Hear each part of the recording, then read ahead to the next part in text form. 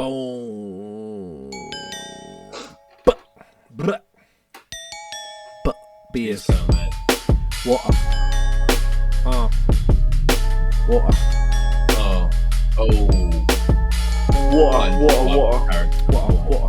Oi. Bang. What it does, what it pop, what is cracking, lacking, you fucking sex gods. My name, Uncle C. G'day, mate. My name is Nashed Dog. Oh, and I am Dan the Dog Whisperer. Oh, and welcome to episode 135 of Motherfucking Bad Habits podcast. We the build. Hello, gents. What's cracking? Man's blessed. G'day, 2 weeks. g'day. 2 weeks in a row. 2 weeks in a row. 2 weeks in a row. They call that consistent. What's it all about back to back? Crazy, Mate. Right? Crazy as shit. Just so people know, Dan is dog sitting, so there's a pup in the background. Maybe he's going to make some noises. If you're hearing that, Dan doesn't have, he's not a kidnapper. He doesn't have someone locked up in his crib crying for their freedom. Exactly. Just a little person. Just a little dog. Just a little guy. Little dog. What he can't doing? What he can't saying? What's news? How was the week? What's cracking? Everything is well on my end. I uploaded on Instagram for the first time in a year. Oh my god. Your engagement. That deserves that applause. Let's go. Engagement through the roof. Oh. Through the roof. Do you know what was funny? I thought you didn't. Did you not post from New York? That was the one thing you didn't include. No, I didn't include New York because I didn't get a lot of like pictures. It was just like family pictures of just me, my mum, and everyone. Like there wasn't like any drippy pictures. Ooh, you want to put your parents on blast like that on your Instagram? Yeah, exactly. With all that engagement. With all that engagement, that is true. I'm trying to break 100 actually. Let me see if I've broken 100. I bet you have. I was gonna have a counter, but I don't know if I've broken 100. I bet you did. I have a feeling. Right, I feel you did. I knew it. Stevie's come to check as well. Stevie, come. Oh, hey, Stevie. What up, Stevie? Big Stevie. Stevie. Dogs with human names for the win. So good, right? Fucking okay, let me see. Guys, I think we've broken 100. I think we've done it. Oh my god, do I have to hit the record applause again? Guys, we've done it. We did it. We've done it. Yes. Switch that up. I love that noise. Stevie. Or well done. Daniel. They call him Dan the Engagement Man. Okay, that's what they call him. No sniffing the mic, okay? Yo, might as well sniff, Isaiah. Yo, that's sick. So at iDanJohnson, go engage the latest post. It's a bit of a dump ting. It's a little dumpy dump. Just a little dumpy dump. Dan's is out here just thrashing dumps on you. Just dumping on the fucking timeline. Thrashing dumps. Just squeezing out dumpy little nugs. Dumping on everyone. You know what I'm saying? It's gorgeous. So that's your big news for the week? That's my big news, baby. That's a highlight. That's my big news. That's a highlight, man. That's a once in a year thing. Hey, man, I ain't mad at you. I believe it. I feel you. Yeah, thank you. Oh, and I have a dog here. That's my big news of the week. That's the big news. Everyone's going to be pumped with that. Everyone's pumped with the dog. If you are listening instead of watching, I'd say jump on the fucking YouTubes and check out the little pup. He's in frame. What's the breed of this guy? A little Steve-o? He's a Estonian hound. He looks like a beagle. He looks like a big beagle, but no, he's an Estonian hound. He's a good drug sniffing dog. He knows where all the drugs are at. Basically, yeah. As soon as we leave the house, his nose is right to the ground, just right to the ground everywhere. Yeah. I don't know how they don't just scrape their nose along the concrete. Like it's. I know, right? It's a skill set. It's quite genius, actually. Cheeky pups, cheeky little fucking pups. He's funny. Love it, loving Steve-o. Anything else you want to fucking just? I feel like it's been a quiet week for all of us. No, honestly, it has. Like, there's nothing really much going on other than Arsenal are playing football and we're playing amazing. Tight. Love to see it. Mel is on a work retreat right now, so Where's she at? Gone for a few days. Nice. She's meant to be in Innisfil, but she's gone somewhere else, and I don't know where it is. I don't know. Somewhere like near Kingston. Yeah. Okay. So men's bachelor. I know, right? Just on Dan's out here. You could have some parties. Everyone come through. Everyone come to Dan's house. The address is. The address is not. Yeah. Almost. The internet. Almost. The podcast ends. And then That's lit. You see that? I saw that meme the other day, and it was like POV the second the house is empty, and it had two guys like just punching a big slab of meat. Oh yeah. Oh my God. I was like, they're like slapping it really. Yeah. I think it was actually more of a slap if it wasn't a punch. Yeah. So it was. It's like bags of soil and fertilizer, and also big slabs of meat. You got to slap it. I don't know what cunts. Yeah, God. I don't know where that came from, but everyone wants to slap it, dude. Everyone wants to beat the meat. Everyone wants to be slapped or to be the slapper. Exactly. Particularly on a big piece of meat. Oh man. Yeah. It's like smacking a big batsy still. Yeah, same thing. Maybe it's practice. I ain't mad at it. Just going to Walmart for a bit, mate. It's going to go to the butcher section and yep. Just stroke right. If you hear some noises, just ignore it. I'm not fapping. I'm just smacking meat. Just ignore it. Practicing the fap. Practicing the fap. So Dan's gonna be just fucking belting it this week. God. Just you guys said it exactly the same time. Oh yeah, because I think you guys might be related. It's mildly possible. Yeah. I think you might be. I think there's a possibility. You should do a DNA check. Back to Babylon thing. Okay. No, that's true. I would love to do it if it wasn't a Babylon thing. I would be fucking fascinated to know because I have theories about the ancestry. And what are these theories? I feel like there's like something weird in there that no one knows is in there, like 2% Jewish or some shit. Because I got a big ass nose, so my theory is always the nose. But then the Germans have big noses. And I know that we definitely have German ancestry. So and Vikings too. They do too. There you go. So there could be just something random in there that I'm like. Vikings. Yeah, I guess. Do I have? I think I kind of have blue eyes. Do we? I don't know. We both have blue eyes. You dildo. I don't know. Our whole family actually has blue eyes. I think bluish. Mine changed my whole life. They're kind of blue gray, but they're like mood rings. Mum told me when I was a little boy. Sometimes they're super bright blue. Sometimes they're like dark blue, or like the gray blue. So yeah, apparently that's fun. Interesting. Big up Mardukes. Big up Mardukes. Is there a non-Babylon? Impossible. Like there isn't. Is impossible?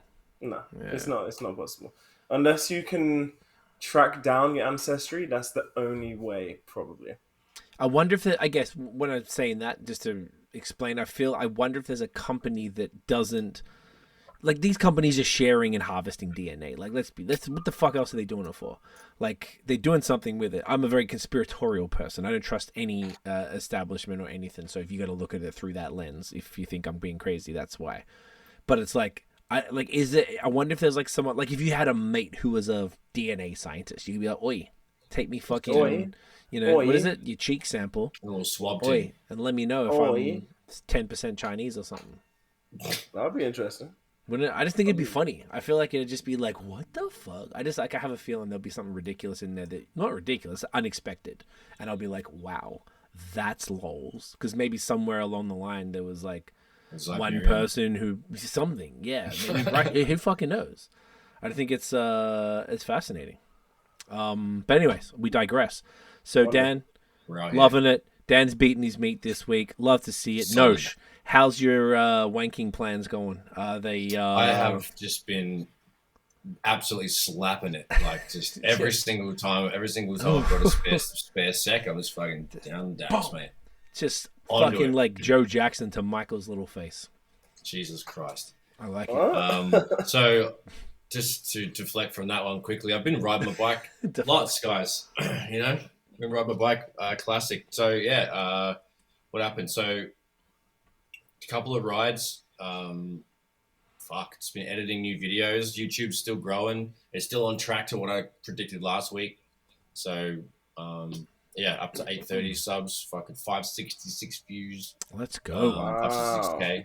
And then just concentrating on that and then editing new ones and just trying to plan new rides. I'm looking at maybe going to Horseshoe Bike Park this coming Sunday. So then by next Monday when we do this again, I'll have fresh info about the bike park. So I don't know, it's going to get closed up for the season soon. And they just had like last week, they had the bike fest. And that was jam-packed. So did you go? I did not. Every cunt and his dog went. It's basically a whole bunch of races and people, if you're not racing, you're not riding. You're just going there to watch. So That's not really my jam. And it's pretty far away just to go for a viewing. Yeah.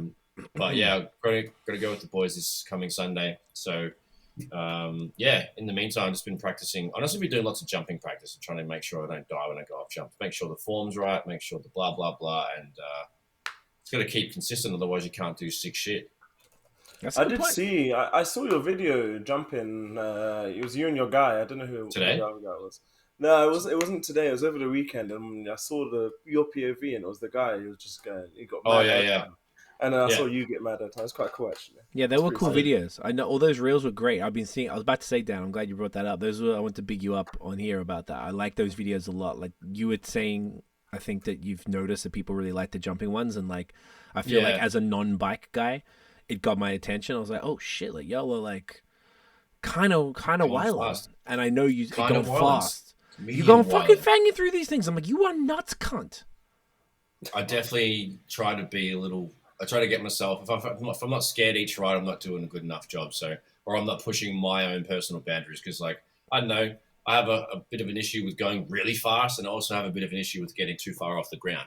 You know, safety things. But I'm getting past those mental barriers and blocks by learning how to do things safely, and then it's not scary anymore. Right. And even in this year, my progression's fucking dramatically changed. I've done stuff this year and this season that I looked at for the last 2 years and go, nah. Like, you know, it's crazy, dude. So I'm very, very proud of myself. And like, it's fun to ride with cunts that do the same shit, but also I have 2 or 3 mates that are really good at jumping and I'm learning from them. And then I'm better at going faster on the flat turny stuff because I'm fit and I'm trying to get my skill level to match my fitness. That's what I think I'm at right now. Gotcha. And because I've been riding for like, you know, this is my 3rd season, my fitness is really good and it's been consistent as fuck. And I'm good at endurance and intervals, like just big bursts of stuff. So, yeah, I just need to get better at the jumping and the other stuff. And then, it's having a ball though, man. Sick as. Love it. Good for you. Just got a plan. Got a couple of companies I've been hollering at to like, you know, be like, hey, I've got this blah, blah, blah. I've seen ads on Instagram where they're like, we're looking for ambassadors for these products, and some of them are sunglasses, some of them are nutrition products, some of them are protein shakes, some of them are, you know. So there's been a couple that I've emailed them and said, hey, this is what I'm saying. I'm looking to do more, you know, product reviews in the middle of an episode, like one, and just going to see what happens with that. So just trying to find brands that I like that would fit, and start doing more actual branding stuff on my channel and talk about gear and stuff more, and instead of like fully just POV and me narrating it. I want to do some videos where I'm like, hey, this is my backpack that I wear. It's the shit. Here's my water bottle. Here's my tool. Here's my whatever I use. So like, I'm going to start doing more of that stuff on the channel. So lots of Notion MTB business this week. Good for you. That's lit, man. That'd be sick. It's like you're on the way to getting that shit monetized, which is, you know, obviously revenue stream, which is what you're after there. So it's all the work is worth it, man. Good for you. Yeah, well, I'm just having fun, man. Like it's just been fun from the start, and even if it doesn't, I mean, it will. But like, it will. Even if I wasn't, you know, even if that wasn't going to happen, I'll still be doing it because it's really fun, and it doesn't take too much for me to do. Like the best part is riding. The longer part is actually, I dare say it's about the same. I'll go for a 4-hour ride, and I'll edit it for 2 hours into a 15-minute or less episode. So like, that's a lot of footage to review. It is, yes. It's fun because I get to relive some of the hilarious moments in between. Some of them I can't put in the episodes because they're just like either too filthy, too blokey, too ridiculous. Right. Too explicit. Do you know what you should do? Oh, you could. Oh, yeah. You could do, actually, it'll tie into one of the things that I'm doing. I'll tell you about, actually, you can't do it yet anyway, but I'll explain in a sec. I got an idea for that, but keep going. Yeah, no, that's it, mate. Just just concentrating on that. I made as far as music goes, I made a fucking couple beats. So I chucked some new ones up on notionbeats.com, but only like 2 or 3, but it's all good. Okay. Still doing it. Still grinding and winding. Love it. Love to see it. Here for it. Bike gang. It's all about the bike gang. Nice. We should go on a bike ride, all 3 of us. I'd do it. God, it's fun as shit. I would hire a bike for you for the day. It costs like $80 and we're sorted. I would actually do it. I guess we'd probably miss the boat this year, but I wouldn't even have to go on the trails. Like we can ride on some dirt, but nothing crazy. Just ride on. Just go for a bike ride in the forest, in the areas where I ride around. Yeah, I'd rock with that. That'd be fun. I used to love getting the Bixies in Montreal. I had the Bixie thing, and like just riding places was like super fun. And and they're shit heavy bikes that very heavy bikes don't really work well for they're difficult to turn. They're difficult to fucking change gears. It's really hard to get. They're good for a straight line on a flat surface, and if anything else happens, you're fucked. yeah. In uphill is so difficult. Like it sucked, but it was always just really fun to rock them. So every time I did, particularly lit, when I was lit doing that shit, like coming home from somewhere. God. Dangerous. Best. Yeah. Well, Montreal has a lot of bike paths. So like you just stick to the bike paths because I knew how to get to where I needed to via the bike paths because I'm not interested. I'm a big risk taker. So like as far as physically, I'm not interested. I've been injured a lot playing basketball back in the day, and I just don't want to be injured. I don't want to have to heal. I don't want to have to fucking see stupid ass doctors who don't give a fuck. I'm just not interested. So I was just like, let's just stick to these bike paths, and you still have a lot of fun, and you still fucking fang it. And you don't have to worry about like cars hitting you because they're pretty aware there. Whereas in Toronto, it's a little more like it's not as much a part of the city. Yeah, it's the opposite. So yeah, man, I'll be down for that bike gang. Word up. What about you, Steve? Easy? What have you been doing since the last week? I think it's been a quiet week for all of us. I was actually trying to think of what the fuck I did. It was mostly I had a bunch of podcasts for BOS where like for some reason it's like the interviews like a little bit slow in summer. And then they fucking slay in fall. Like we got some of the weeks I got like 3 BOS episodes a week lined up in the next like month or two. So It's did a couple pods last week. Saturday I had a pretty big fail in Toronto, which pissed me off. But yeah, we're supposed to meet up with you guys. Drove to drop Tiff off and stuff, and then we got declined at a bar. I won't say where it was because I don't want to shit on them that bad, even though I'm still mad. But they wouldn't let us in with Barrington with the service dog thing too.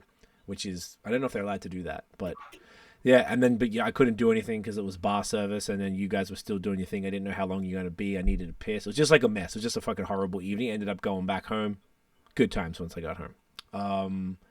So like, yeah, going out solo with the pup, not so much fun. If I had someone else there, you can handle it. So you can like one person take care if you need to. Like, I couldn't just tie him up. Like he's well, I always call it, like, I feel like they're like, if you see a dog that looks like that by itself tied up somewhere and you're a cunt, you're gonna teeth that shit, bro. I could never leave him anywhere. There's no way. Cunts are fucked. We've established that before on this channel, on this show. We have indeed. Cunts are fucked. So that was unfortunate, but what else was good? Yeah, it's been such a quiet thing. The most exciting thing, I guess, we did for the other channel, this is kind of what I was saying before about an idea for you, Nosh, was for our high season channel, our agency, we launched the YouTube membership. So he's saying that because he already signed up. Big up Stevie, signing up. Mm-hmm. Hold on, Stevie. Hold on. So we launched a YouTube membership. So basically, there's like a little button that pops up. Your main thing is you have to be monetized to do this, and there's a few other stipulations. But basically, is it like Patreon? It's exactly like Patreon, exactly right. But in the YouTube system, so if we're coming up to 50K, well, hopefully sooner than later, but subscribers. So on that channel, so we have a decent built-in volume of people, and the idea is we made it. You can put like different tiers that get different thing. We just got one tier. We made it $5. Super simple. We're going for volume here. We're going to do 2, and you can put whatever you want. So we're going to do 2 live Q&As a month. We're going to do these resources, so like downloadables, whether it's just little checklists or little templates and things that other people actually have to buy. Like there's a lot of value that people are going to get. That's crazy. You can do like different type of vlogs that maybe wouldn't work on the main channel, that maybe people wouldn't care about, would fuck our watch time and everything. We could just pop them in as like members exclusives. And which is kind of what you could do with these like bloopers and B-roll and stuff like that. You could, if you did this, once you monetize, you could actually have additional content that you don't have to worry about because it doesn't need to come up in any algorithm. It only is served to the members who can access it. Tight. And we'll probably do like maybe, if you're a member and you want to do a consult, you get a discount, stuff like that. So like those are the main things for now. There was something else that we thought of too. That's really cool. So yeah, that's pretty cool. So that's youtube.com/highseasonco, CO. and you can sign up there. Again, we've been giving up free tips for 5 years coming up. I think it was December 2018 we started. So a lot of free, like hundreds of videos on there. So much free quality content, and we haven't really monetized it much yet aside from the YouTube Partner Program and very, very few sponsors. So if that tickles your pickle and you want to learn how to do social and you want to get maybe more customized approaches, because cunts can ask questions, but you can only respond so much in the comments, right?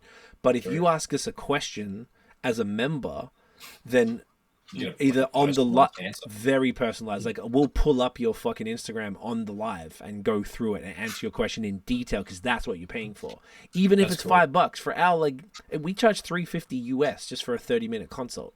So $5 a month to get all of that access is we're giving just insane value. I wanted to do more, but Tiff was like, let's just aim lower. I'm like, you know what? No problem. And let's just have one tier. So there's one tier, that's it, boom. So there's something that, once you get your shit noticed, it's pretty cool. And we're going to do the same thing on Instagram subscription for the same thing. So basically, if we do a live, it can have a broadcast channel where you can just send stuff out to members, same as or subscribers, and the same thing on YouTube. And you can do lives for members only, download all the same shit. So I agree, Stevie. See, he's lit. He's just like, wow, that's great value. Wow, that's unbelievable, though. I'm going to tell all my friends at the dog park. Right? It's going to tell, man. It's a beautiful thing. So anyway, that's the most exciting thing that's happened to me this last week. That's pretty fucking exciting. Yeah, it's pretty lit. You know what I'm saying? Now we just out here. This is like, it's interesting because now I think it's what we were saying last week. Like, we're into like hustle season. I just feel like now, we'll be doing stuff, but I know, I just feel like it's just, I don't know, time to fucking work. That's probably the beauty of living in a cold place. Is that? Yeah, true. If you're in LA or Florida all the time, you're gonna be like, "Fuck working, bro. It's 32 degrees. I'm going to the beach." Yeah, exactly. You know what I mean? Like, whereas like here, you'd be like, "It's minus 32 outside. I'm staying the fuck in and just doing." Staying on. So it's a different vibe. I quite like that about it. I guess not. It becomes a lot, but if you're able to leverage that cold season, and you're now into fall, it's PSL gang. You know what I'm saying? Mm-hmm. I know we talked about that last week. Technically not into fall yet. When does the season start? We've got miles to go. September 23rd, technically, which is piss off. 5 days away. Yeah, 5 days. What are you gonna do within those 5 days? In summer, I'm gonna go for rides every fucking day because the forest, all the leaves are falling and changing colors already, dude. Like, it's unbelievable. Yeah, I noticed a little bit. As soon as the temperature got below like 15 degrees, all the trees started changing. All the maple trees started to go red and yellow and just drop. And then certain parts of where I'm riding that doesn't get much sun, the leaves are already decomposing and they're brown and fucking slushy shit already. So some parts are really need to take it easy. In Vermont and Maine, because they're a little more mountainous, so they get colder sooner. They were already changing a little bit, so leaf peeping season. Yeah, it's coming up to it. I'd say definitely. It's usually like there's like a 2-week window in October. Yeah, it looks amazing. Yeah, it's the best. I wanna. I don't know where to go. Last year there was a place. I got a feeling it's called like. Fuck! It's up near like on the way to Milton, up near like Third Moonish kind of way. Like there's some like national park. It's got like a gangster name. I forgot what the name of it. Some sort of like. Forgot the name, but that looked pretty sick. And there's some like wicked lookout apparently. Like there's one here that I found, but yeah, I don't know much else because there's like we used to go up to Tremblant in Quebec, and that shit is insanity up there. It is fucking wild. Tremblant is killer. And Vermont, always we used to go to Vermont for a bit of leaf. I want to go there. Heavily. Yeah, Tremblant is fire. There's crazy mountain biking there. Yeah, the whole Quebec, I think, because there's tons of. Yeah, you should definitely get out there. Yeah, Bromont. Summerlin, Mont Saint Anne. Oh, you know this stuff. Okay. Bromont, yeah, that's up near Sherbrooke. You are just a fucking Quebecois. You just know what? You speak French. And the best part, I'm pretty good at that, mate. All those places, Tremblant is pretty, they're all pretty Anglo. Like, all of them are pretty balanced. Like, you're not going to have... Bromont, too. Yeah, Bromont's near Sherbrooke, I think. So, that's tight. We went to Sherbrooke, didn't we? We done a road trip to Shumpert before you moved house. We fucking no. Yeah, we did. You're right, we did. That was so bonkers. We had to pick up the goddamn fucking U-Haul, bitch ass fucking U-Haul suckman. That was fun. We had a good trip, but Jesus Christ, like, it was the most. I don't even think about that. That was such a rough time. We had fun, but they made us fucking work for that shit. Bitch ass bitches. Bitch. It's crazy. Pussy holes. All right, so we got a couple of like more fun topics to go through today that are a bit more like debatey and shit, which I think is more fun. Now, I only have a few little like news things, so maybe we just do that quickly first, and then we can hang them out. Go into them. So, I saw today that Little Brother is dropping a double single at midnight tonight. Called, the first song's called Wish Me Well, second is called Glory Glory. So, Fonte was sharing that. It's very funny. If I may jump in real quick, I posted a reel on Notion MTV today, and I used Fonte So Help Me God as the musical soundtrack. Best. You guys should watch it, because this video actually there's a jump line called Leviathan, and it's like, it's new, and it's fucking sick. It's all grown in, and it looks like I'm flying through the jungle, dude. And it's like 7 or 8 jumps in a row. It's epic. But I've got Fonte in the background, but not so loud. But I use I try to use the most gangster, obscure shit, because I want cunts to know what kind of hip hop that I like from posting on my page. I want to attract that conscious crowd that knows what the fuck's up. Oh, here it is. Yeah, I'm watching it right now. Yeah, I don't want to play it just in case it gets a thing. See, you're going so fast. Oh my gosh! Like, you do one little thing wrong, and that's really spill. That's a sore fucking neck, mate. Fuck my life. Yeah, go check out Notion MTB on Instagram, go, and just watch some of these. YouTube, more importantly, and YouTube, and hit that subscribe button, hit that follow button, and send Notion. How you going? Send him a get but also like a positive don't stack energy. Yeah, don't stack. But like the Instagram is just the highlight reel. It's all the fucking it's all the good stuff. So if you want like short, sharp fun, then Instagram's where it's at. But YouTube is where I want you to go. So do your thing. Go and do that. Boom, boom, boom. That's a promo today. I love to see mate. it. Love it. Everyone's getting promo. And make sure Dan Johnson, go get that. Hit that fucking dumpy dump. Give him a little like. Give him a little dumpy dump. Send him a few eggplant emojis. Comment some eggplant emojis on his thing. You know what I'm saying? Yes. There we go. Eggplant emojis in the chat. Let's go. Let's go. All right. I don't know if we talked about the actual stand-up last week, but did we talk about it last week, or did I just tell you about it, Dan? Like, how did you know about it? I think you told us. I don't remember how you told us. I just remember you text message in the group text. Okay, so we didn't talk about it then. Perfect. So that means, okay, amazing. So if anyone knows, like a stand-up comedian, Shane Gillis, he was the dude who got the job on SNL and then got canned for it, which is probably the best thing to ever happen to him. So he's got a stand-up, a new special on Netflix called Beautiful Dogs. It is the best. And Dan you didn't know who he was at all, right? No, I had no clue who he was. Sure. But did you know him, Nash, or you didn't know? So funny. I know who he is. Yeah. Okay, so you didn't. Okay, but Dan didn't, and you enjoyed it. The cunt's the best. He's just so funny. It's just that whole like, dude, funny. Everything's dude after every fucking sentence. It's so funny. He's a very bro American, like very frat dude, bro. Yeah. It's just so good, and just the takes are just so good. He's really up there for me. So Dan watched that, and then last night he has this like the closest thing we could describe it as is like Chappelle's show called Gilly Keeves. So he's got this other dude, I think his name's John McKeever, another comedian. So they paired up and they do this sketch show, but they had like a live special where they were actually live and then showing the sketches to the audience and kind of reacting and having funny banter in between. And the sketches are like as good as Chappelle's show, where you're fucking dying laughing at the sketches, as opposed to SNL when you're like rolling your eyes at this is lame. Yeah, and then the audio track's doing the laughing that they impose on it, not you're actually laughing. Exactly. I hate that. Yeah, it's super whack. So that's great. I'm glad. Definitely highly recommend those two. Yeah, really, really good. So that's on the specials on Netflix. The one that I watched, the Gilly Keeves, was on Apple TV, but you had to pay like $5 for it. We didn't mind doing that because I don't know, he's awesome. $5 ain't much. What else? If you want to cry, you could. There was another doco I watched. So after I came home on Saturday and Tiff came home after, I just had some beers and watched this. I probably shouldn't have. It was a little too sad for me. It was called The Deepest Breath. It was a doco about on Netflix about they're free divers. So basically they're cunts who are nuts, and they go just basically a big ass breath, and they try and go down as far as they can. Yep. You know the shit? Yep.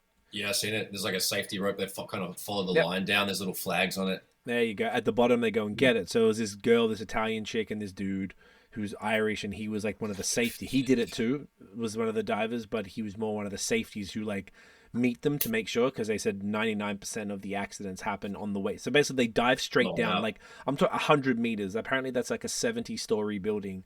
They go down, free fall down, get the thing, and then go all the way back up, like pitch black down there, and then go back up. Terrifying. And then apparently 99% of the issues happen in those last 10 meters. So you have one free diver that goes down like 40 meters and meets them, and then you got one at the top that's maybe 10 meters down, and then they just watch them and they sit there, and if they help you, then you get disqualified. But usually they had footage of people, and all of a sudden they would just be there, and they're kind of like, you don't touch the rope, but they're swimming up, and all of a sudden their arms will go down. They just kind of like start bobbing. They go limp, and then they get them. They push their head up and close their airway so they don't swallow water, and then bring them to the surface and literally bobbing in the fucking thing, give them CPR. Resuscitation. Like, yeah, it's fucking wild, man. These people are, it's no different than like skydivers, but just in the ocean. It's crazy. Unbelievable.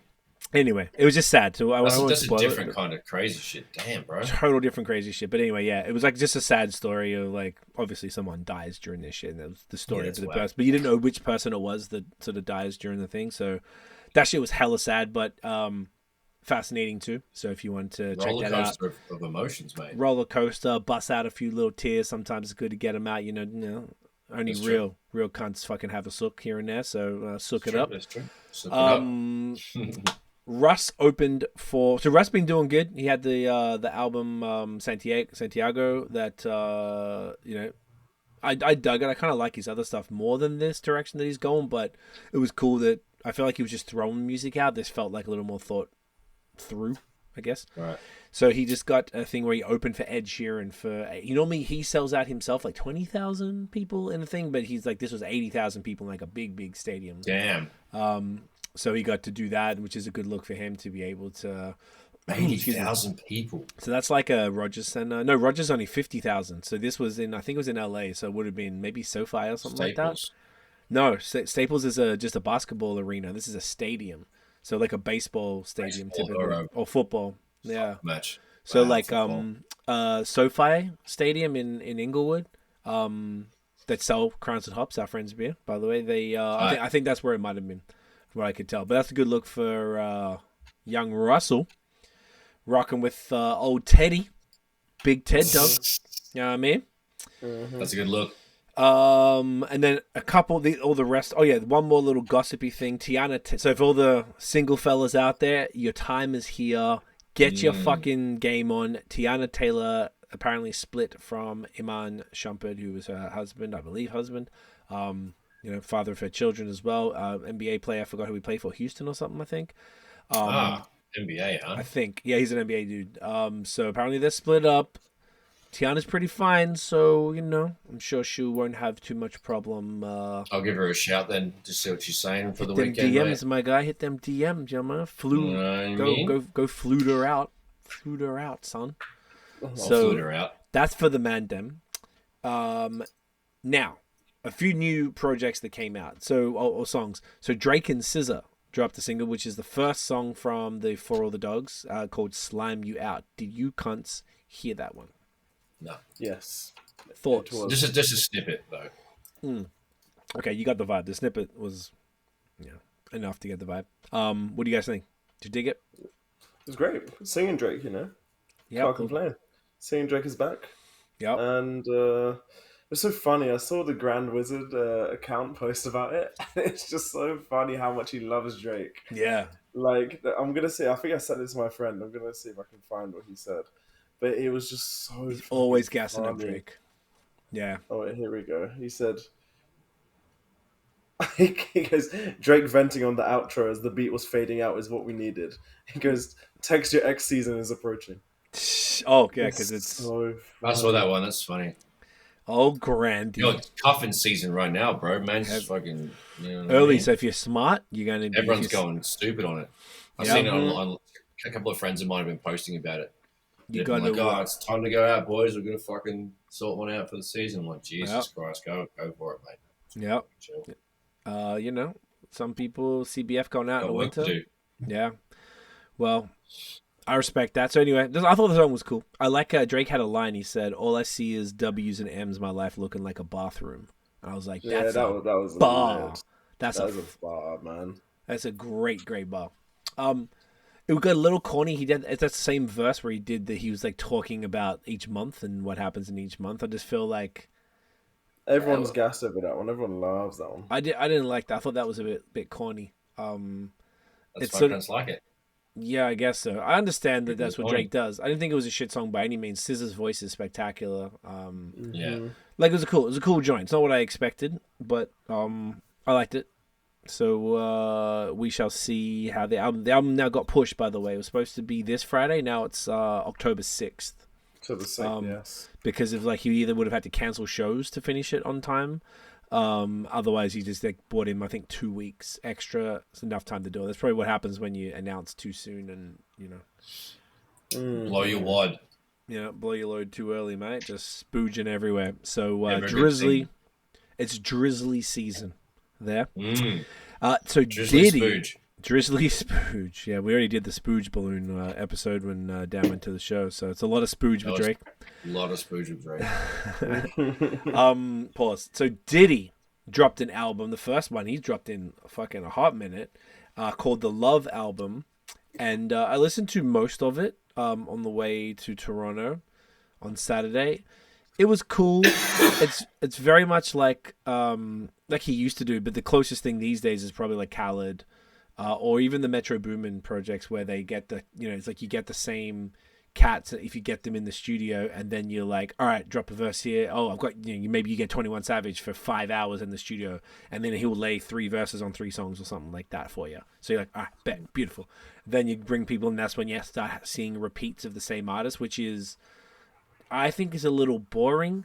But also, as an artist myself who has put together projects, I can completely understand, because if you've got somebody and you can just make life easier for yourself and they're talented anyway, it's cool to put them on a few joints. Spread it out a little bit. But it's cool. I might give it another listen, finish it off. Because I had some, it was fine. I didn't think he's doing a lot of promotion for it. Like a lot of promotion. Really, yeah? I haven't seen Diddy on my Instagram so much, for a long time. Interesting. I'm seeing it everywhere, so maybe I should listen. I don't know. Give it a listen. I think you might like. It was cool. It was just to me, and this is kind of what we were gonna get into these topics in a sec. I just feel like it was maybe a bit more background music, which I think is a lot of stuff these days. Yeah. But yeah, that was cool. And the other album I listened to on the way to Toronto was Nas Magic 3. So I think he said on it it's the 6th album he's done with Hit Boy. So he did 3 King's Disease and now 3 Magics projects from them. I think it was because it's celebrating. Also dropped on his 50th birthday, and it was like a whole thing, 50th year of hip hop and blah blah blah. So there are lots of things. Are we still on the vibe that he should retire? Or so whoa. That was only you. But no, like us, like all of us. Remember that day when we all said it? I remember. You need to watch your mouth. You need to slow down, my guy. Back the truck up there, Daniel. My memory is a bit hazy. So. Yeah. If we want to go back to that episode and double check, see what Daniel had to say. I had a few men. Sure. Shout out Weapon X. He was like, "Who do you let talk about rap on your podcast?" That's what he said. And I was like, he's playing. It's okay. Shouts to X. He's the GOAT. So absolutely. I thought the album. Did you guys listen? Did you guys listen to it? No, I haven't listened to it. I don't think I haven't. But maybe I'll give it a try one day. It's cool, but I'm like. But in the back of your mind, you're like, should he retire? It's more just I just feel. Watch your mouth. Okay, how am I gonna say this? I just feel like all new music is content, and all the beats I would have. None of them were inspiring. Of that whole 6 album series he's done, there's been a few joints that were slappers and shit. But I'm like, it's like Nas is great consistently. He really truly is. He's one of the greatest rappers of all time, unquestionably. It's just every album I hear, I'm just like, did we need this? Do we really need this right now? Did you rush this out? How much time? I just feel like nothing's impressing me to any deep degree anymore. And I mean, maybe Nas is a little I don't know, one of the GOATs. Everything he does is he's dope. He's had a few projects. So I don't think he's been the greatest at picking beats. But yeah, it didn't like. I don't like. Tiff was like trying to tell me something, and she was like, "I can pause it for you." No, or she was like, "Oh, turn it down. You're gonna listen to this again." I'm like, "No, I'm not. I don't think I listened to any of those albums more than once of any of his series." And I just don't see. I don't know. It doesn't really move me that much. So I don't know. Maybe it's just me. But it's not. I'm not saying anything is shit. I'm just more like, is this just noise? At what point does it just become noise now? Like, how much new music do we need? That's what turned me off right now of being an artist directly. Like, I'm like, I put out hundreds of songs and so many projects. Like, who cares? Like, who gives a fuck? Does anyone give a fuck? I don't know. But, so that was those two albums. And then just a quick shout out. So my friend Angela Nashed in Montreal, singer, she's great. She dropped her album called Unintentional, which our other good friend of the show, Jonathan Emile, executive produced. So I heard a couple of the joints, and I heard a couple of the singles and seen the videos. So it was looking good. So I'm keen to slap that album and see how that goes. Okay. So that is all the news, really. So we have two different topics, and sort of one leads to the other. So one thing, do you want to introduce it? Because you were having a chat with somebody which this one was inspired by that conversation, and then Tiff had a similar one that her and I had, and it kind of like is a follow-up from your convo. Yeah, word. So I was having a powwow with a mate and just having a smoke and a chat, and then I can't remember how we got onto it, but like I remember, I think I was just showing songs or showing beats maybe, and then iTunes came on to shuffle or whatever.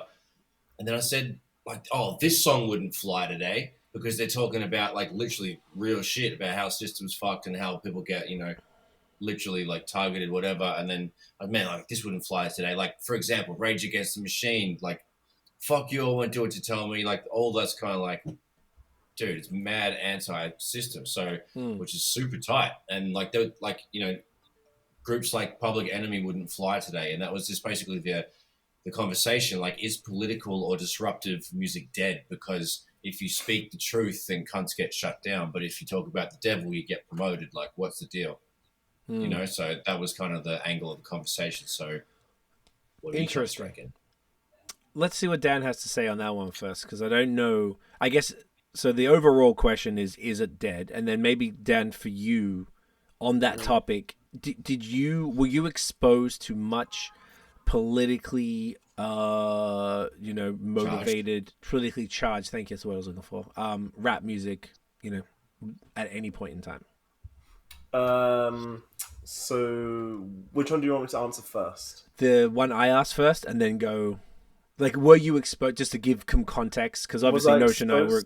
Yeah, like, did you listen to Dead Prez, like No said Public Enemy? Did you hear, like, Green Day, or did you hear, like, anything like that? Anything? So I have been exposed to it multiple times growing up. The album that I listened to... Bob Marley? The album I listened to from you guys showed me one album, but I listened to it before you guys showed me this album. Okay. It was the Dead Prez album. Let's Get Free. Yeah, 2000. So that was one of the greatest albums of all time. Yeah. So, amazing. But even before that, I listened to one of my favorite Fire in the Booths to this day is by an artist called Akala, who is he's now a politician. Oh, his rap guy with the dreads. Yes, and he was politically... Dude, he's amazing. Everything he done was politically motivated. And he taught me so much about, like, the prison system, about how government works. And, like, he was one of the first politically charged rappers, at least of that genre, that I listened to. And, like, he's still, to this day, the best Fire in the Booth I've ever listened to. That's one of the best artists in that sort of category. So good. It's the best I've ever listened to. Like, yeah. Like, it's so good. So, like, you got people like Stormzy who do it, like, but his whole thing isn't just political, like, rap. He does it on, like, a couple songs, or he might slip in a couple lines about Boris Johnson or about the current Prime Minister, but, like, he doesn't... He's too commercial. Yeah, he wouldn't say loads of mad things like Dead Prez, or just, like, even what Akala was saying. Like, stuff that Akala was saying was crazy to me. Like the stuff he was revealing wasn't taught to you. It wasn't taught to you in school. And I listened to this. He released this. I'll show you. It's his Fire in the Booth Part 1. I'll find it now. AKALA. Oh, it sounds really familiar. Yeah. And he's right now a UK politician. But I've seen a lot of intellectual conversations with him talking about what you're talking about before, like the system, the prison stuff. He breaks it all down. He's very well spoken. He's very well spoken. He's I don't know if you know. Do you know an artist called Miss Dynamite? Yeah. Yes, that's her brother. Really? Oh wow! This is a long verse. There's a lot of words in this. Okay. Yes, and basically, I listened to that even in school, and it was stuff that I never heard from school. Like he taught me mad shit that I never knew. So to answer your question, yes, I have been exposed to it. And this was 12 years ago. Examples. Yes, 12 years ago. Okay, so hey, I just pulled it up. I can watch it after. Okay, and then following up, then the second part of that was like, do you think then, now that I was just curious as to how much you're exposed to it, because I don't think since you would have been maybe like exploring music, there was a lot of this to even tap into. Like a lot of it was either underground or before your time or whatever. But you've gone and qualified that, so that's good. So then, do you think it's dying? That sort of, speaking the truth music. What are your thoughts on that? I think yes, it is dying, because I think so many things, like right now everything's just fucked up in the world. So it's kind of just like people want to use music as an escape and not as a way to be like, oh, I need to learn more about what I'm already seeing on Twitter, what I'm already seeing in the news every day, what I'm hearing about this and that all the time. So I think that contributes to a lot of people just not wanting to hear that. It's kind of like bad vibes kind of thing. Although it's more educational, it's still kind of like, I don't need to listen to this when I could just listen to rich people rap. Like people like Drake rapping about a jet and shit, like stuff like that. So I think that's one of the main reasons why it is dying. And plus it's also the uprise of a lot of like, I don't know, I don't even want to call it mumble rap anymore, because I feel like it's disrespectful to call it mumble rap, because there's so many of my favorite artists who are put into that category, but I think they're just beyond that. But I think the uprise of that kind of rap now has now outweighed the politically charged rap. And it's kind of like, again, I just think it's more related to wanting to use music as an escape, as opposed to use it as a way to have to learn more about the bad shit that's always happening every single day. That's a great fucking point. So basically you're saying that the I was gonna say demise, it's not quite, but like crumbling of society to a degree, it's not the same place we grew up in anywhere, is causing people to want to use music as an escape as opposed to a educational opportunity. Even though you said that you learned a lot from this Akala dude and from people like that at a time when maybe you're learning about the system, which is interesting. Yes. Maybe you're a little older or were more mature and willing to, or more adventurous, and you are willing to kind of listen and soak up knowledge from this shit. And maybe not everybody wants to receive knowledge via music, which is fair and it's their prerogative, I guess. I guess, but I feel like maybe at the time, maybe it was more of a timely thing where before, when we didn't have access to so much information online, like before, like everything was on Twitter or everything was on Instagram, everything was kind of just like, you live your life as like ignorance is like bliss throughout your whole life at that period of time. So it's kind of like, you don't know what's happening with the government, but it's fine. It doesn't really matter. You don't know how prison works. It doesn't matter. Who cares? Kind of thing. But now, and he would be one of the only people to actually explain it, because you wouldn't hear it in the news. You wouldn't hear it like anywhere else on the radio or whatever. But he would be like one of the few people to say it. So it's kind of like maybe it was more of a timely thing. And now we have access to all the information. Well, not all the information, but way more. It's kind of like, I don't need someone else to be telling me the stuff that I already know at this point, or like just the stuff that I always see, kind of thing. I think that's another great point, actually. So it's literally a different society as well, even though it's more fucked. Yeah. Like 10 years same. ago is a very different time. Like very, very different time.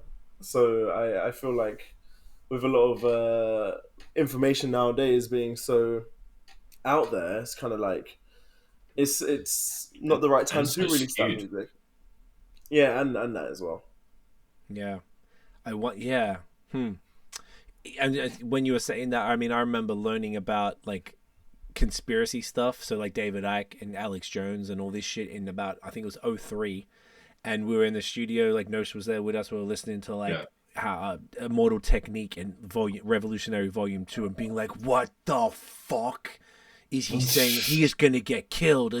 It was crazy. We couldn't believe it. So I'm learning about all of this shit through going to lectures. Like I went to lectures to hear David Icke speak, and then different cunts would come and talk to us when we're getting high. Then we'd be listening to this, and then Dead Prez. I can't remember if we were listening to Dead Prez when it came out or later on. I actually don't know, but yeah, I feel like it was formative for us. But maybe in this day and age, it's maybe not the best way to present that information. Exactly. Or present it, Like it's cool to have a few lines here and there, but or one song here and there. Yeah. Yeah, one song in the whole album will be fine if you actually want to get across that message. But I don't think as a artist nowadays you're gonna find it very, very difficult. In my opinion, I don't know. I'm not a rapper. I don't know about how the music industry works. But just looking from the outside in, it seems like if you were to be someone who's trying to educate people on politics and a lot of shit that we see on Twitter and shit, I don't think you're gonna make it that far. Or you're gonna have one hit and that's it. You're gonna be on a bunch of Insta pages being like, "Oh, this guy is saying all this cool stuff," and then you'll never hear it again. Right. I think that's probably fair as well. Now, to answer like, is it dying? I mean, I think overall it kind of is. I don't think that's really that much of a question. It's unfortunate, but I think you pointed out exactly why it's probably dying. You've got cats like, see, now it's almost like political, like leaning artists. So, for example, that Tom McDonald dude. If you hear his stuff, a lot of his, I don't know, do you guys familiar with who that is? No. Tom? So Tom McDonald's a white dude with like face tats, and he does lots of songs that the easiest way to describe it, I don't know if you call him like a MAGA rapper, but like a very right-wing, men should be masculine, everything's fucked, not everyone's racist, blah, blah, blah type of thing. Some of his stuff, I'm like, yeah, that's a fair point. Some of his stuff, I'm like, relax.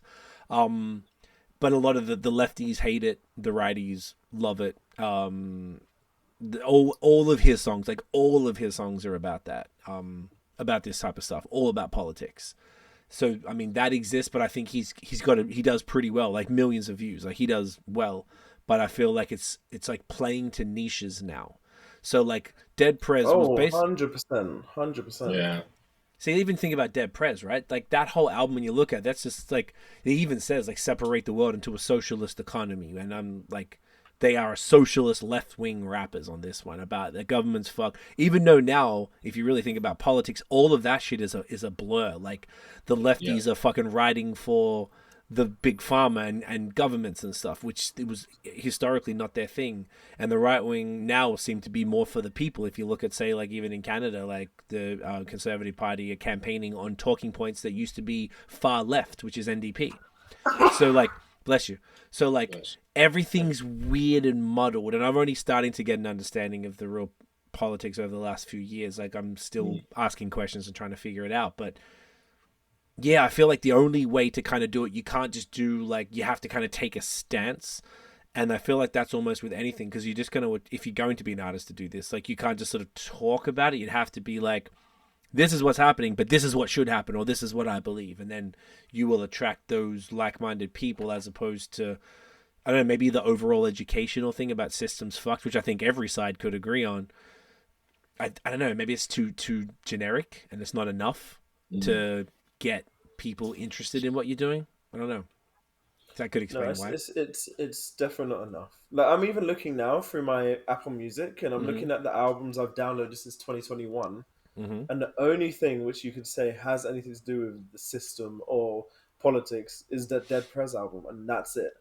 and like I've not got any other album which will even like in any way resemble that album. It's Like 23 nothing years even ago. close.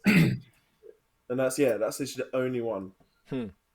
See, that's kind of wild when you even, and I, you know what you're saying that I can't really think of anything much. I've heard, like, again, I heard a couple songs. Sometimes there's a few songs like from people I'd never even heard of before that would do one that's a super political song and it'll pick up some traction online, like whether it's Reels, TikTok, or just on Twitter or whatever the fuck, people talking about it, whatever, cool. But that's kind of it. So I guess it's what it feels like then is that there isn't much appetite for political or disruptive music, specifically in hip hop, I guess is really what we're talking about anymore, which is interesting because hip hop began as a voice for an oppressed group of people who didn't get to speak out easily or publicly about what they were going through. So disenfranchised inner city people, predominantly Black and Latino people, used hip hop as a way to express their frustrations, and that's why it resonated, and that's why it's the biggest genre in the world after 50 years. But now it's being used as an escape as opposed to a way, like it's changed. And I guess that's growth. Like you can imagine rock and roll changed over the years, and so whatever. It also got manipulated by the industry in such a marketing sort of materialistic way, and they fucking change the directions of the song by like some of the sponsorships half the time. Like they'll give you a bag of money to just continue to talk about this ratchet shit to get little, you know, influential. That's true. Like certain labels can really just change a whole artist. Like I truly believe, for example, Megan Thee Stallion would be a completely different artist if she wasn't signed to her record label. Right. She'd be so different. Same with like Ariana Grande. She'd probably be like a lot different and more like she just do whatever she wants to do. Right. And I just feel like record labels really they are somewhat a blessing because obviously you get money, but like they can also really take away individuality from an artist. So it's very interesting. Very interesting. I agree on both points. And I guess they can sort of steer you away from the message. And I guess it's maybe in their interest to make more money, make it more corporate than like, and also take away the power from those disenfranchised people who created it as their voice. And then all of these labels who weren't from that group of people, typically, I guess, anyone in Hollywood, typically whiteys, I imagine, were controlling those entities and giving them the money and then being like, maybe don't say fuck the police. How about we say like, shake that ass, and then all of a sudden they're talking about all this stuff. I heard that, I don't even know if we talked about it, but the Megan Thee Stallion and Cardi B, the new one they did together, like I didn't even listen. I couldn't. I think I listened to like 5 to 10 seconds. I was like, I can't. Like the very first line was something about ass or pussy from me. And I'm just like, shut the fuck up, man. Shut the fuck up. I can't stand it. Like it's so boring. Like, what the fuck are you doing? Like, that's why I think music is whack right now, bro. And this is like kind of almost now a good segue to the next part because I feel like we actually got to the core of that. You guys had some really good thoughts, man. Thank you guys. That was good. Tiff and I then were having a conversation like, is hip hop dying? And we were saying that because it felt like everything, and this kind of comes back to my critique of earlier about say like the Diddy stuff or Nas or whatever. Like, I think we've said this before, but I feel like everything we're seeing everywhere is content. Like, everything's disposable on social media, but now music and TV shows and movies and probably podcasts that are content. Like nothing is thoughtful. Everything is rushed. Nothing feels like anyone put any fucking effort into it. Then on top of that, there's so much stuff out there that like it's impossible to be up on anything. We have no shared commonality or culture anymore for the most part. Like there'll be the big artists. Hey, did you hear Drake? Did you hear Nas? Did you hear like the Jay-Z? Blah, blah. Cool. We talk about that. But then like did you watch that TV show? I didn't see. I don't have Disney. Did you watch that? Don't have Netflix. Like we don't even watch the same thing. There's no, the shared culture that we had in the Western world, at least, is essentially disappearing. So then it's harder for anything to kind of break through and to sort of, affect everybody in a positive way. And then all the hip hop music I'm hearing specifically, like it's for the first time in a while. I think this is in response to this thing we saw, like there's the least amount of Billboard. I think we talked about it on the pod, didn't we? Like there wasn't been one. Yeah, right. Whatever it was, or something about there hasn't been no rap song that's topped the Billboard charts this year. I think only recently it did, and I forgot who it was. But that's not normal. So that really signifies that hip hop is going. It's maybe it's. Sorry. Yeah, just for a sec. Actually, I can mute them. There you go. I got it. Just until it passes. Like that, hip hop has got to a point where, like, it's not. No one's resonating with it anymore. Let me unmute. Yeah. You muted themselves. Okay. Hang on. Let me just unmute you from my side, Dan. Oh, it's still going. Okay, cool. Yeah. Like so. Like I don't know what you guys think, but like it feel to me and how I'm just not really moved by anything anymore. Anything I hear. Like I might have something that's new, like when the SZA album came out, hated it the first time I listened to it. Second time I'm like, okay, and then now I listen to that a bunch. I feel like the R&B music is typically pretty good. I feel like rap music is just I'm so disinterested. I barely hear anything that I would listen to more than once. It just feels like cliche, lazy, like and I keep. Yeah, I just keep. I'm like, I don't think I want to. At least at this point, I'm not interested. This is the first time in 22 years, 23, whatever it is, that I'm not interested in expressing myself through that medium anymore. I don't care. I don't think it's cool. I just think it was the coolest thing ever to have a sick bar or raps. I'm like, it's so lame to me now, and I'm like, this is weird. I don't like feeling like this, but it's just where it's gotten to. So I don't know if you guys have any thoughts about like, are we seeing? I don't know about dying. The question was, is hip hop dying? But maybe that's a bit dramatic. No. Maybe it's like, are we finally in that? Is hip hop had its time in like as the genre, and now we're gonna just see a slow downhill climb? Yeah, I think it's gonna do exactly that. It's gonna go through a bit of a lull period at the moment because, like, it was a baby and it kind of just went fucking boom from pretty much in the shortest spike in all the genres. Mm-hmm. It's the most popular genre in history of music, and then I don't know. I think it just there was two golden eras as far as we're concerned. Was it 88 and 94? Is that what they're talking about? Correct. Yeah. So then, what like maybe I don't know with the quality and the state of the caliber of music now, it's kind of just going through a bit of a whatever. It's got bastardized by the system a lot. Everything got flipped around and manipulated a lot. And maybe it's going through a lull and will come back in a different way. It'll kind of get like forgotten about and something else will come back and be more pop. That'll top the charts there. But I don't know. That's maybe where it's at like a lull period. But like to piggyback what you're saying as far as like the laziness and the crapness of the standard, I reckon like, for example, when we review like the DJ Khaled album, how many times has he used samples from the 90s not samples from the 90s, like he's sampling songs that were sampled by cunts in the 90s, like, the Tony Braxton songs, the whatever. Like, why are they using those? It's like, recycling yo-yos or fucking any kind of cyclical fashion. Every 20 years, like something comes back. So like, why are those beats getting just milked again? The same samples, like give us something new. Those kind of people, I think, like have damaged the trajectory of hip hop because they just kept on being lazy and churning out shit, and then slap it on when autotune became so popular and Antares and all the other companies made it like affordable for studios, and then when technology got better, the entry level to fucking getting into the studio and can be in your house instead of going to an actual one. So like, all that kind of fuckery. So I blame shit cunts like DJ Khaled not being as creative enough and holding it down like they should, and putting hip hop forward in a good place instead of recycling shit and just banging out crap, dude, because that's part of the problem. I think that's where we're at now. It's part of and everyone started doing it, and everyone just got their money up, but it comes at a cost, and I think that's why it's kind of going downhill right now.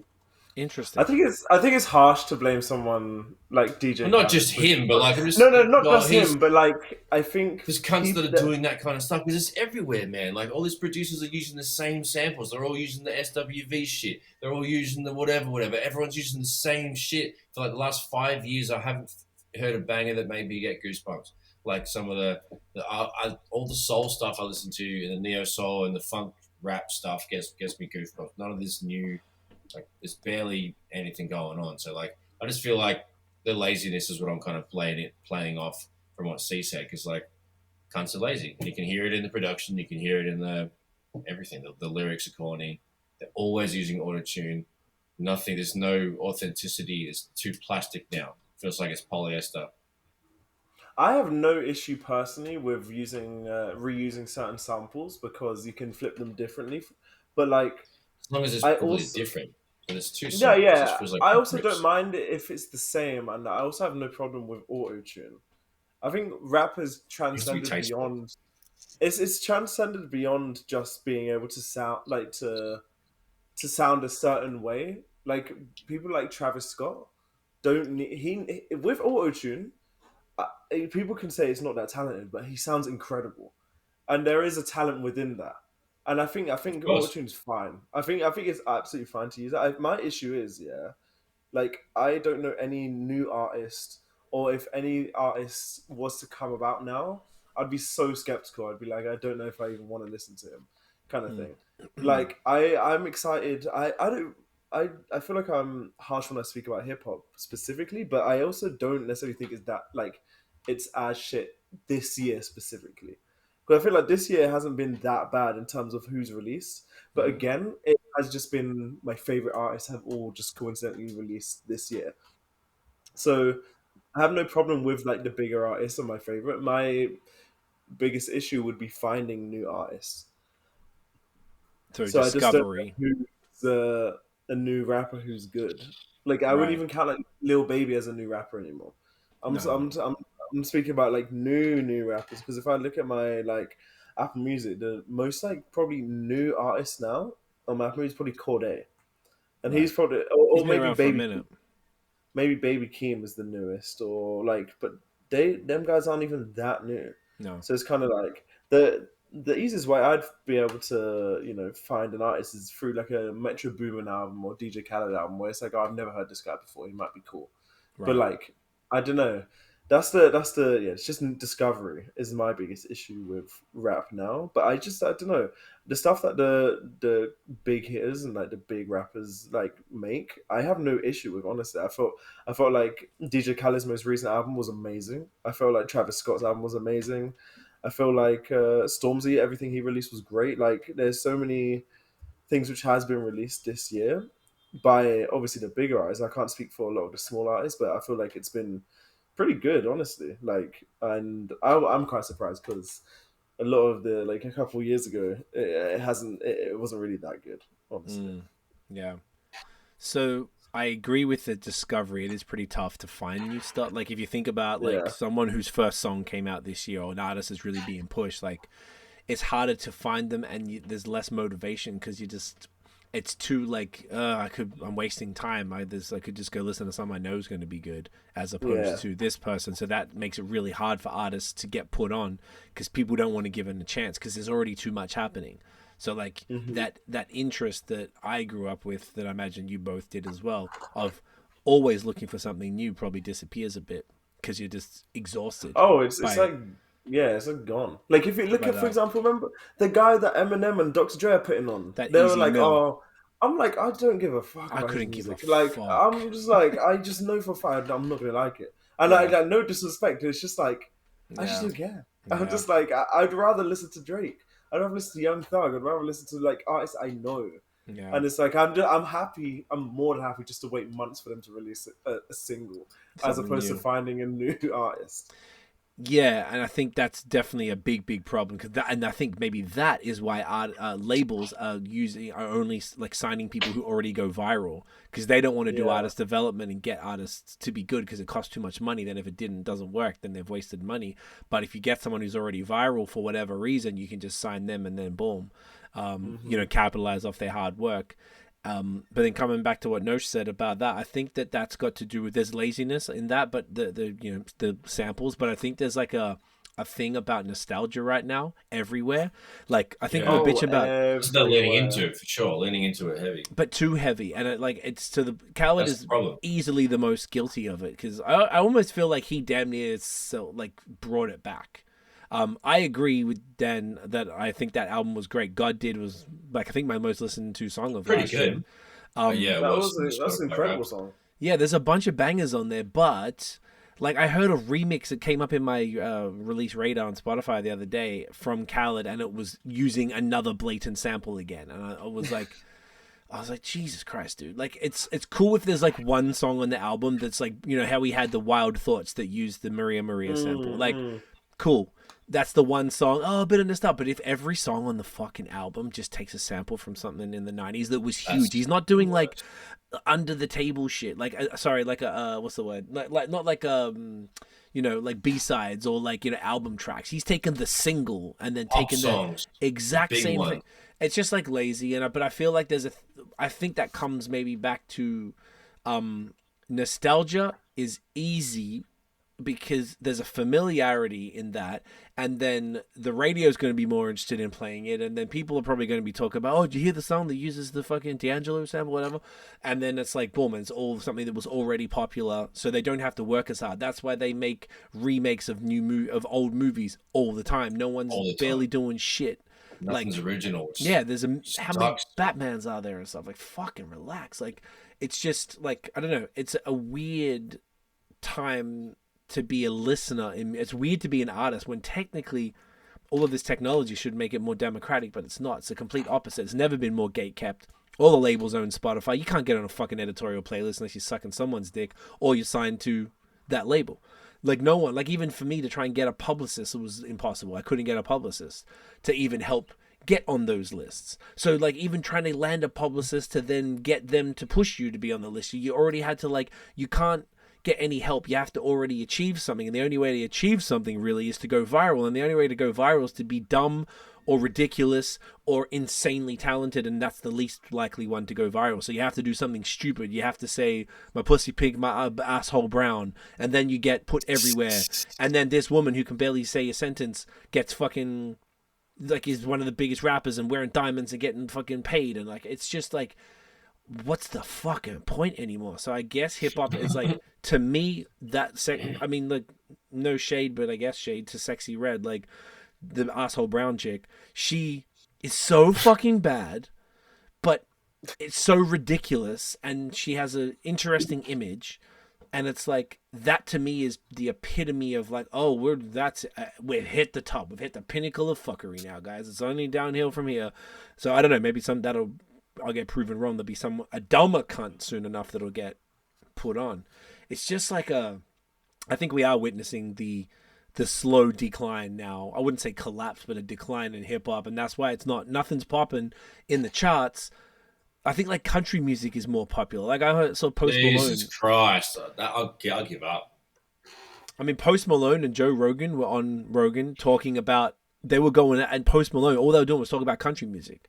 Damn, like, and all the artists that they love. And I didn't really know, because it's all like, that's where it's at. And maybe country music is more fucking real than hip hop right now, because hip hop has become a caricature of itself.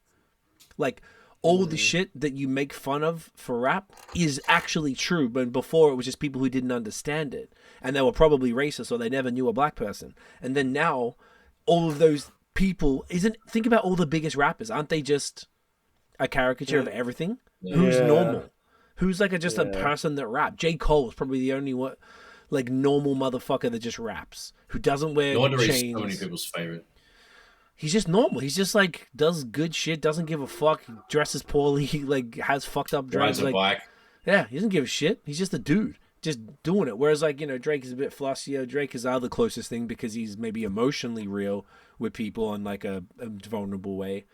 But who else? Everyone else is, you got legit drug dealer rappers like Griselda Cats, which is fine because they're being themselves. They're not relatable. But they're not well, not to us, but they are to a bunch of people. But they got bars, and you can't front on the bars. Well, but them even having a career and being as big as they are is fascinating if you really think about it. Yeah, it is actually. It really is. Like, I love their music, and I'm very surprised at how many people put them on and like put them on their albums. Like West Side Gun is like everywhere. And I'm like, I'm so happy for him, but I'm very surprised because I really didn't think hip hop had space for artists like that. Like, I felt like they're in the wrong generation kind of thing.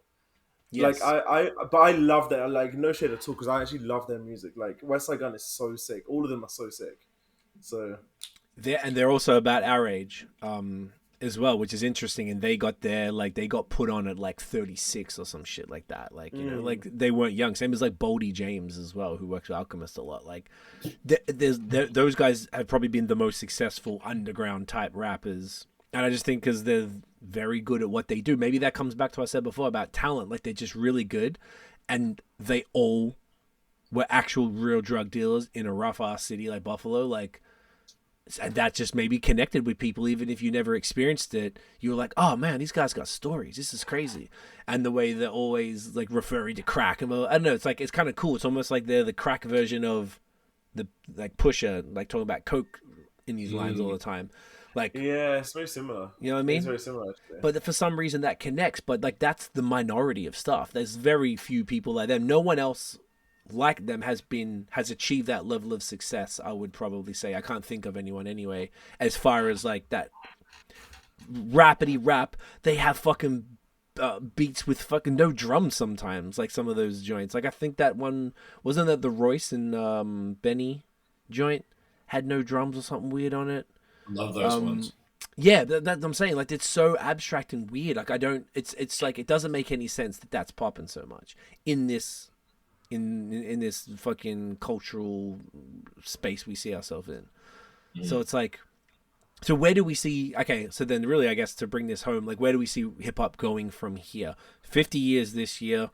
We talked about the problems that we see with it, and then sort of where it all stands now. Obviously, this is all subjective. We're just saying our personal opinions. Who knows if we're right? But do you guys, where do you think? What's next? Do you think rap's going to continue to dumb down for a bit, or have we hit that pinnacle of dumb cuntery? Do you think it improves and maybe the cream rises to the top, and all the shit cunts just give up or something because they realize how many rappers there are, and it's like not that easy come up that a lot of people thought it was? What do you guys think? I think, I don't know. I feel like it's like right now we're not at like the very bottom of how it has been. It's always been like a steady decline from like when Lil Pump was popping in like 2014 or something. So it's like it's not like a new thing. How hip hop, like the current state of hip hop. I'm hearing some crazy noises outside on the street. By the way, I don't know what the hell it is. At the end. I don't think it's like a new thing. So it's kind of like I see it being a very similar level where I feel like it has reached its peak because there aren't so many big artists right now actively making music, and there aren't enough new artists who have reached like big level. So it's kind of like, and everyone big is like approaching, they're like aging, and we won't be able to get a year, like for example, like 2005, for example, when you had like, not even 2000, like 2003, when you had so many artists, like so many different amazing artists released in 1 year, and like having Kanye and 50 Cent be like, oh, who's gonna sell the most albums this year, for example. So you're never gonna really get that, but I feel like it'll be fine. It's just I just don't know who's gonna take over. That's the only thing, because there's just no real like new artist anymore.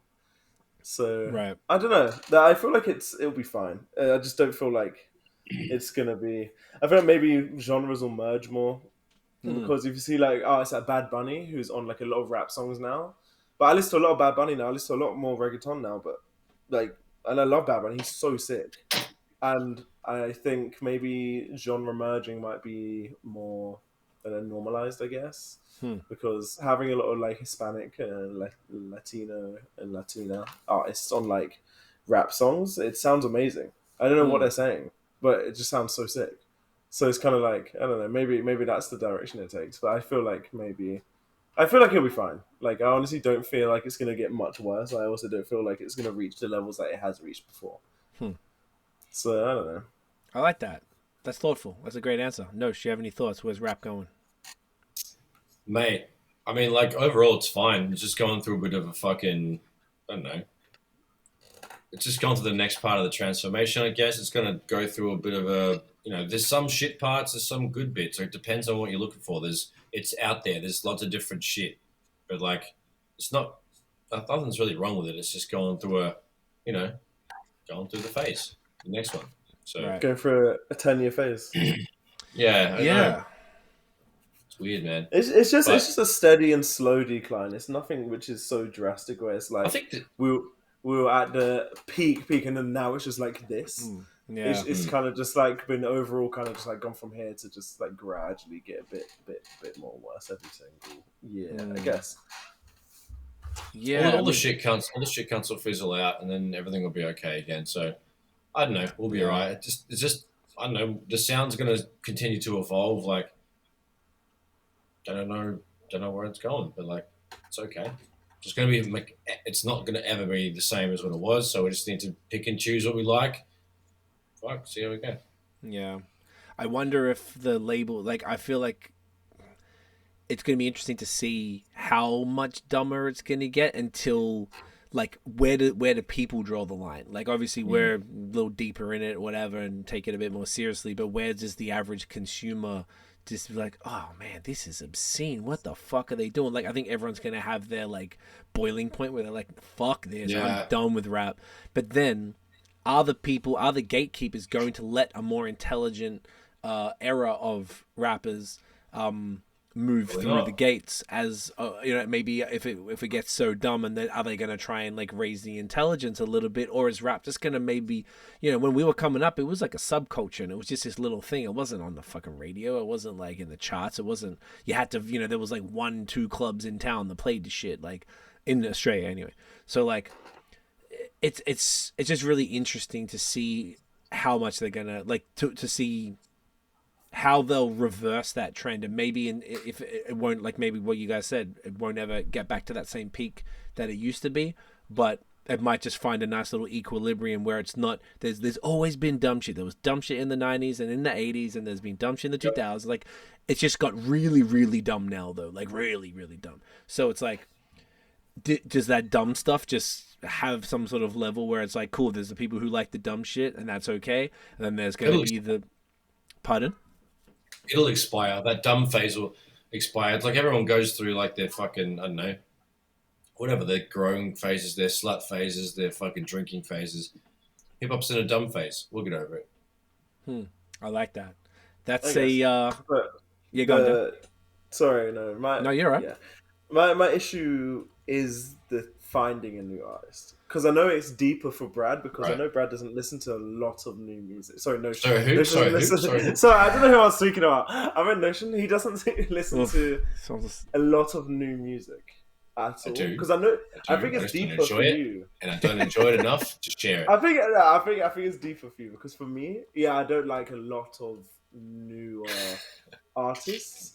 But then I feel like you don't know a lot of there's a lot of big like tapes that I've dropped, and I feel like you don't give them chances. Which ones? I've got a list here. Let me find it for you. Let's go. Here we go. So I need you to just text me a list. I'll listen to them all, or I'll report back to you. I think it would be good actually if I name these albums. Make it official. Just put it in the chatty, and I'll listen to it, and we'll talk about it next week. Okay. I'll do the homework for you. So basically, I'll be the Dahn in this reverse scenario. I like where this is going. I'll send you a few. I got you. All right. I like that. I think that would be good.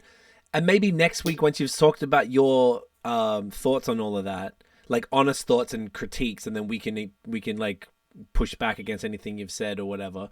But I think it would be cool to even talk about like artist discovery. Maybe that's a cool little thing, and we could actually talk about like, all right, so how do we currently find artists, and then like, why don't we put any extra effort and blah blah blah blah blah. So maybe we could do some shit like that for next week and actually like get a little deep dive into that, because I feel like this was really fun. I really enjoyed this conversation. I'm actually adding all this stuff now. And I just feel like that could be a fun thing for us to continue to kind of do deep dives into different things. Artist discovery, just writing, and then there you go. Artist discovery, how, where, etc. So yeah, boys, I feel like you brought that home fucking money. That was this was great. Nice one. Let's do the thumbnail. I'm gonna grab a little Yeezy right here. Which one are we gonna do? Oh shit. Yeah, I'm gonna grab my SpongeBob bottle of water. A what? A bottle of water? Yeah, it was Patrick's face. Which one's Patrick? He's the starfish. He's a big dummy. He's a starfish. Oh, the pink guy. Yes. Oh yeah. I've never seen SpongeBob, so I've only seen the meme. Yes, we have, Craig. Well, I don't think.